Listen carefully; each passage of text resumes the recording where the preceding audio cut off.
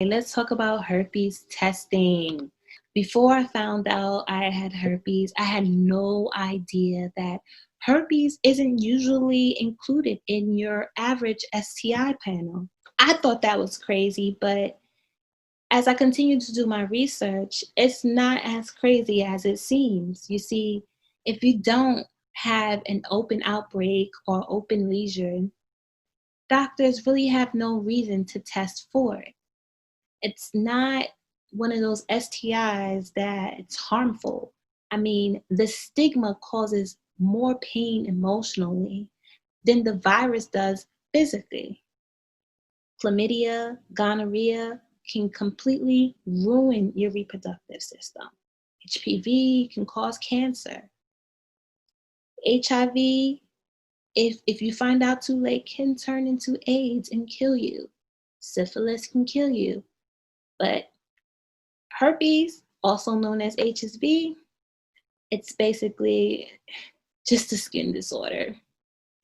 You may or may not have a sore that pops up, or you may be asymptomatic and don't have any symptoms at all, and don't have symptoms at all. This is why it's not really common for doctors to go out their way to test for it unless you ask for it. Now, what are we asking for? What are you looking for when you're reviewing your test results? What are you looking for when you're reviewing your partner's test results? There are 3 different ways you can get tested. There's the herpes simplex virus culture. Then you can do the PCR test, or you can have a blood test. And there's 2 different blood tests you can get, the IgG or IgM. Now, the test for the herpes simplex virus culture can only be done if there is a outbreak or lesion present. So if you have a razor bump, that's how I discovered. I thought I had a razor bump, but I decided to get it tested anyway. And I found out I had herpes. Let's keep going. Doctor will swab the site of the sore or lesion and send it to the laboratory to determine if a skin sore contains the herpes simplex virus.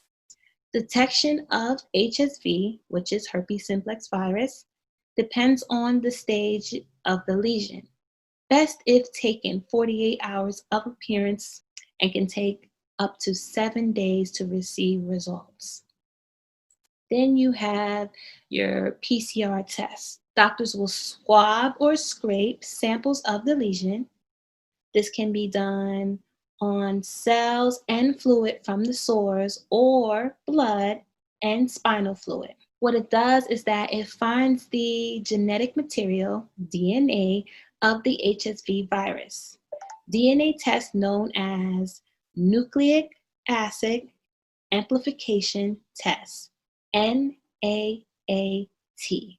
This test can tell the difference between HSV1 and HSV2, and it also provides a rapid diagnosis for herpes. Moving forward, you have your 2 different types of blood tests.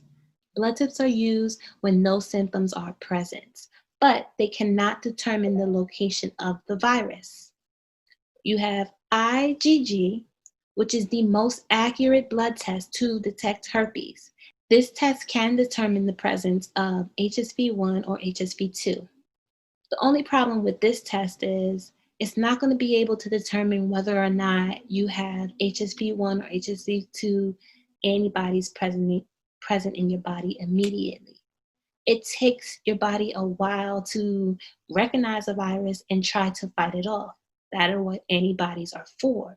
So if you got the test and say you were infected with herpes, but you got the test too soon, you might read a false negative. So schedule regular routine STI testing for yourself if you're going to be having sex often. The second blood test is IgM. This test is not usually recommended for herpes due to deceptive results. This test cannot distinguish between HSV1 and HSV2 antibodies, but IgM antibodies are first to develop after an infection. I hope this information was able to help someone out. It's a little bit confusing. Yes, sometimes you might get a little frustrated. Why wouldn't they test for herpes? I want them to test for everything. But just keep in mind, it's not usually included in your everyday STI panel, and you should go out your way to make sure you're asking for everything. Protect yourself, know yourself.